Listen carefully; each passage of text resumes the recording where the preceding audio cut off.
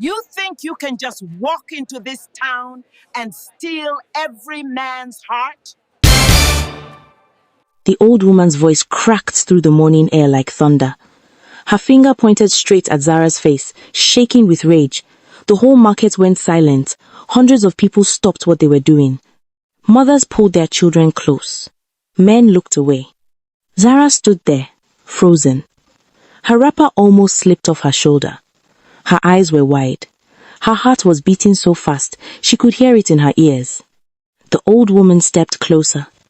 Everyone held their breath. By the time I am done with you, the old woman whispered, no man in Abuja will ever look at you again. Then she smiled. A cold, dangerous smile. And that is exactly what happened.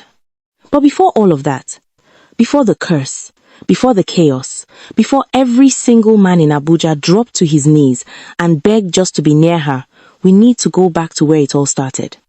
Zara grew up in a small compound in Lugbe Bay, one of the poorest areas in Abuja. Her father, Amecha, was a quiet man. He drove a danfo bus from morning to night just to feed his family. Her mother, Ngozi, was a woman made of iron and love. She sold roasted groundnuts by the roadside every single day, rain or shine. They did not have much. The walls of their home had cracks. The roof leaked when it rained. But inside that small house, there was warmth, there was laughter, there was enough. Zara was the youngest of 5 children. She was thin, with skin so dark it looked like the night sky. Her eyes were big and honest. When she smiled, people felt something move inside their chest, something they could not explain. She was not trying to be beautiful. She just was. From a young age, Zara helped her mother sell groundnuts. She would sit on a plastic stool by the road, her tray balanced on her lap, calling out to passing cars, "Fresh groundnuts! Hot groundnuts!" Her voice was soft, but it carried far. People came back again and again, not just for the groundnuts. They came back because Zara had a way of making everyone feel seen. If an old man came to buy, she would ask him how his grandchildren were doing. If a young girl came, she would compliment something about her shoes, her hair, something small. People left her store feeling better than when they arrived. By the time Zara turned 19, word had spread across Lugbe Bay. Then it spread to the neighboring areas. Dutse, Karmo, Wuse, men started showing up at the groundnut store. Not to buy, to stare, to talk, to find any excuse to be near her. Some of them were rich. Some drove big cars. Some wore clothes that cost more than Zara's entire compound. They would park their vehicles right by the road and step out, adjusting their watches, trying to look important. "How much for the groundnuts?" they would ask, even though they had no interest in groundnuts. Zara would smile politely and tell them the price. Nothing more, nothing less. This made them want her even more. One of these men was called Amecha, not to be confused with Zara's father. This Amecha was the son of a wealthy senator. He drove a black Mercedes that looked like it had just come off the showroom floor. He wore gold chains that caught the sun. Every girl in Abuja wanted him. But Amecha wanted Zara. He came to the stall 3 days in a row. On the 3rd day, he did not ask about groundnuts. He leaned against his car and looked at her with eyes full of want. "I want to take you somewhere," he said. "Somewhere nice. Somewhere you have never been." Zara looked at him for a long time. She could see it in his eyes. The way he looked at her was not the way someone looks at a person they respect. It was the way a man looks at something he wants to own. "No, thank you," she said, simply, quietly, and went back to her work. Emeka's face changed. He was not used to being told no. He tried again the next day, and the day after that. Each time, Zara said no. Each time, her voice stayed calm. Each time, Amecha left angrier than before. Word spread fast in Abuja. That groundnut girl rejected Amecha, the senator's son. People talked about it everywhere, in shops, in churches, at weddings. Some women laughed. Some called Zara foolish. A man like that wants her. She must be mad. But Zara did not care what people said. She had watched her mother for years. Ngozi never let a man's money decide her worth, and Zara carried that lesson in her bones. Then one evening, everything changed. Zara was closing her stall, packing up the last of the groundnuts. The sun was going down, the sky was turning orange and red. Most people had already gone home. That is when she saw him. He was sitting on a wooden bench near the edge of the road. A young man, maybe 21 or 22. He was thin. His clothes were simple, a plain white shirt and dark trousers, both slightly worn.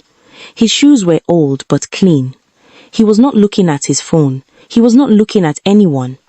He was just sitting there, watching the sunset like it was the most important thing in the world. Zara stopped walking. Something about him made her stop. She stood there for almost a full minute, watching him. Then, without thinking, she walked over. "Are you lost?" she asked. He looked up. His eyes were calm. Not nervous, not trying to impress, just calm. "No," he said. "I am just resting. I walked a long way today." "Where from?" "From the construction site in Wuse. I am a laborer. I work from 6 in the morning until the sun goes down." His name was Obiora. He had moved to Abuja 3 months earlier from a small village in Enugu looking for work. He had no family in the city, no connections, no one to help him. Just his hands and his will to survive. Zara sat down next to him. Not too close, just close enough to talk. They spoke for almost an hour.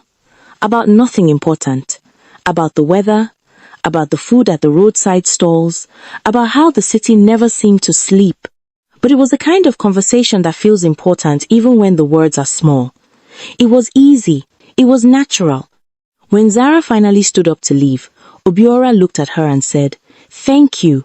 I have not talked to someone like that in a long time." Zara smiled. A real smile. The kind that reached her eyes. She walked home that night, feeling something she had not felt in a long time. Something light, something warm. Over the next few weeks, Zara and Obiora kept meeting. Sometimes by the groundnut store, sometimes at the bench where they first spoke. They talked more, they laughed more. Obiora told her about his dreams. He wanted to save enough money to study engineering. Zara told him about hers. She wanted to open her own shop one day, something bigger than a store. They were not dating. Not yet. But something was growing between them. Something quiet and real. But not everyone was happy about this. Amecha found out. Of course he did. In Abuja, secrets travel fast. Someone told him that the groundnut girl, the one who had rejected him, was now spending time with a poor construction worker. Emeka's face went dark when he heard the news. He drove to Lugbe Bay that same night. He parked his Mercedes right outside Zara's compound. He did not knock. He did not call.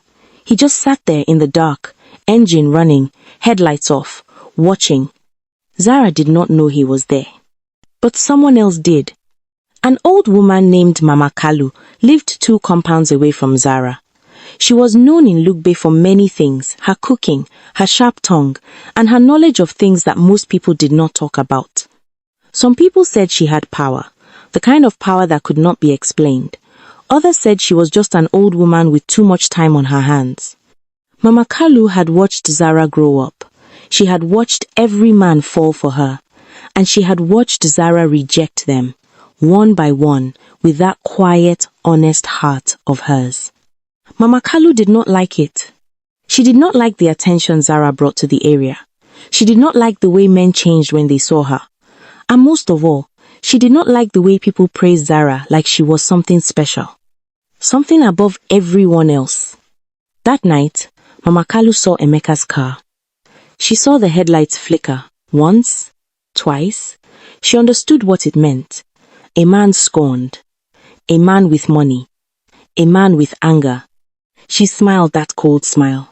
And the next morning, she was the one standing at the market, finger pointed at Zara's face, voice cracking through the air like thunder. "You think you can just walk into this town and steal every man's heart?" The whole market went silent. And Mama Kalu leaned in close and whispered the words that would change everything. The words left Mama Kalu's mouth like venom. "From this day forward," she said, her voice low enough that only Zara could hear, "every man who looks at you will not just want you. He will need you. He will beg. He will crawl. And when he finally gets close enough to taste what you are, he will destroy himself trying to have more." Zara stared at her. The old woman's eyes were not angry anymore. They were satisfied, like she had just finished something she had been planning for a very long time. Then Mama Kalu turned and walked away, disappearing into the crowd like smoke. Zara stood there, shaking. Her hands were trembling.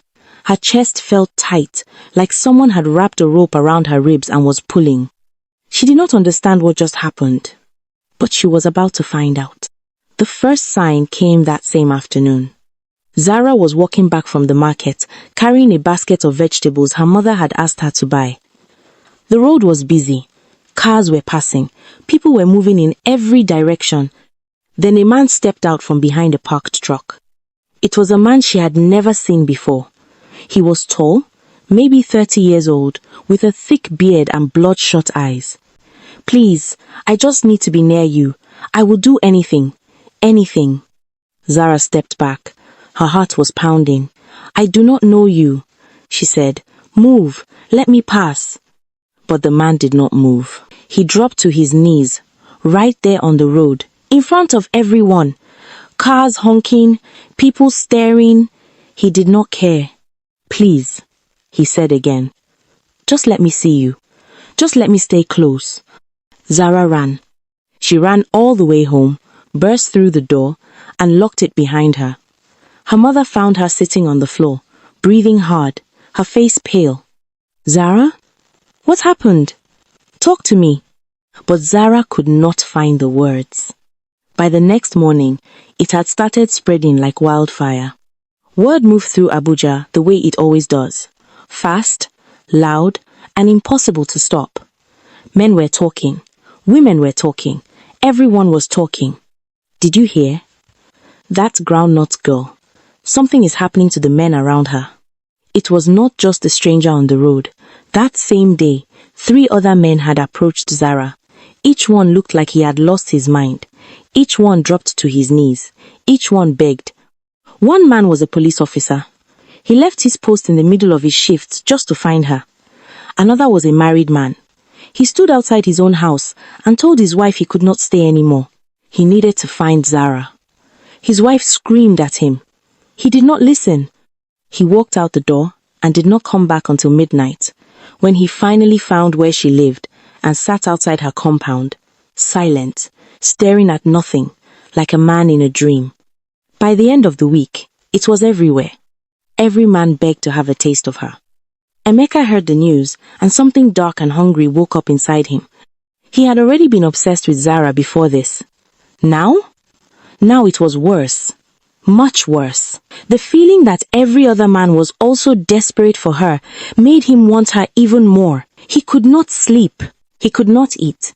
He would sit in his father's mansion and stare at the wall, thinking only of her. One night, he drove back to Lugbe Bay. This time, he did not sit in the dark and watch. This time, he walked straight up to Zara's compound and pounded on the gate. Zara's father, Amecha, opened it. Amecha did not even look at him. "I need to see Zara," he said. His voice was flat. His eyes were empty, like someone had turned off a light inside him. Amecha stepped in front of the door. He was not a big man. He was thin and tired from years of driving, but he stood firm. "You will not come in here," he said. "Not tonight. Not ever. Go home, boy." Emeka's jaw tightened. For a second, something dangerous flashed in his eyes. Then he turned and walked back to his car without another word. But he did not leave Lugbe Bay. He parked at the end of the road and waited.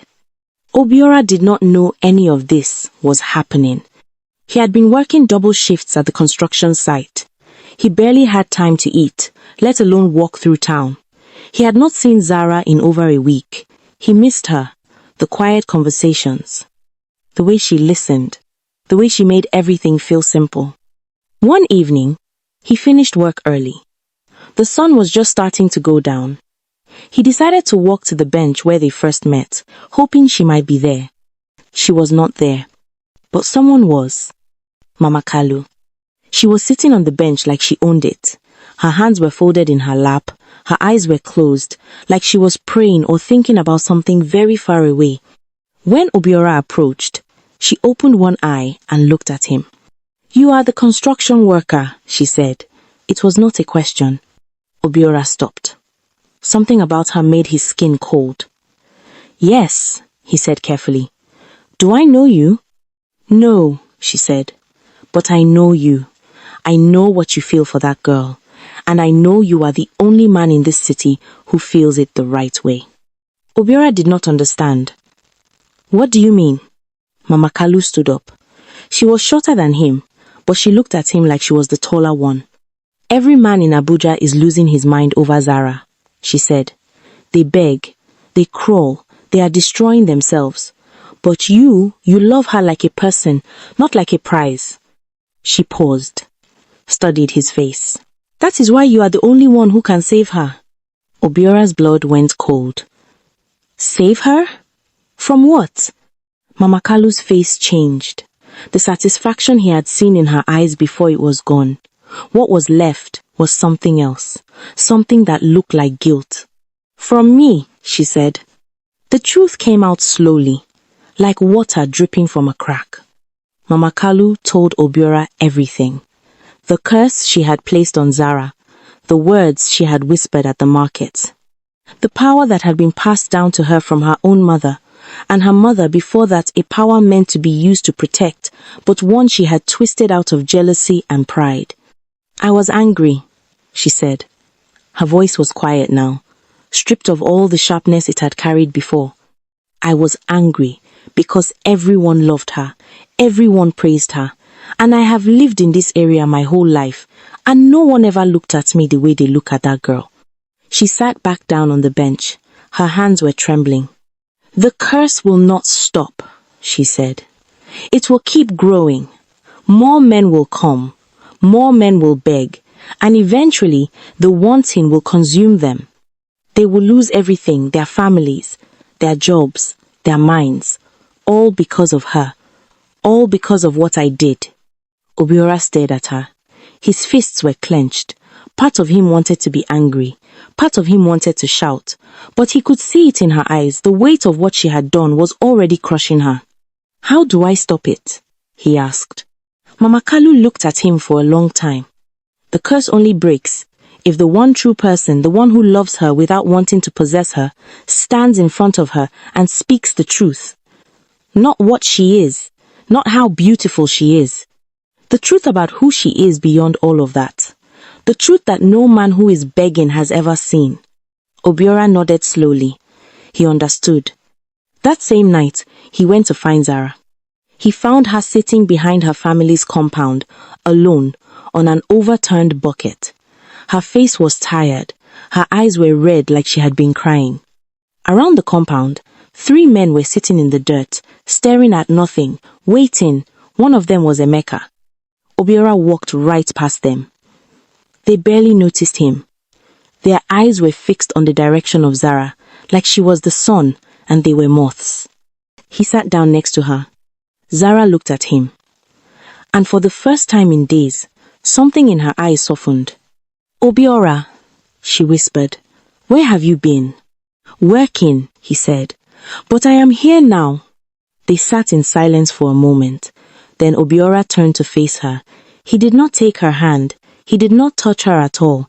He just looked at her straight into her eyes, and he spoke. "Zara, I do not want to have a taste of you. I do not want to possess you or collect you or prove something by being near you. I see you. Not the way you look, not the way men fall when you walk by. I see the girl who sat on a plastic stool and made strangers feel important. I see the daughter who carried her mother's tray in the rain without complaining. I see someone who has been kind her entire life, and the world has been making her pay for it." His voice was steady, calm, honest. "You are not a prize, Zara. You are a person, and you deserve to be treated like one. The air changed. It was subtle at first. A small shift, like the wind had turned direction. Then, the three men sitting in the dirt blinked. Their eyes cleared, like someone had wiped a fog off a window. They looked around, confused. They looked at Zara, and for the first time, they did not see something they needed to have. They saw a young woman sitting on a bucket, looking tired. One of them stood up slowly. He looked at his own hands like he was seeing them for the first time. Then he turned and walked away without a word. The second man followed, then the third. Amecha was the last one to leave. He stood up. His face was blank. He looked at Zara one final time. Something flickered in his eyes, not desire. Something closer to shame. Then he turned, got in his car, and drove away. The compound went quiet. Zara looked at Obiora. Her eyes were filling with tears, but she was smiling. "How did you know?" she asked. "Someone told me," he said. "Someone who made a mistake and wanted to fix it." The next morning, Mama Kalu walked to the market. She moved slowly, like a woman carrying something heavy on her back. She found Zara at her usual spot, setting up her groundnut stall. The old woman stopped in front of her. For a long time, neither of them spoke. Then Mama Kalu reached into her wrapper and pulled out a small pouch tied with red thread. She held it out to Zara. "This belongs to no one now," she said. "Burn it, and it will be finished." Zara took the pouch. She did not ask questions. She walked to the edge of the market, found a small fire where a man was roasting corn, and dropped the pouch into the flames. It burned fast. The smoke curled up into the morning air and disappeared.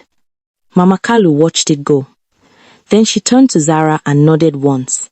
Not with pride, with relief. "Live your life. No one can take that from you anymore." Months passed. Zara opened her shop, a small store selling groundnuts, dried fish, and spices, right there in Lugbe Bay. It was not big, but it was hers. Men still came to buy from her. They smiled when she smiled back. But they did not beg. They did not kneel.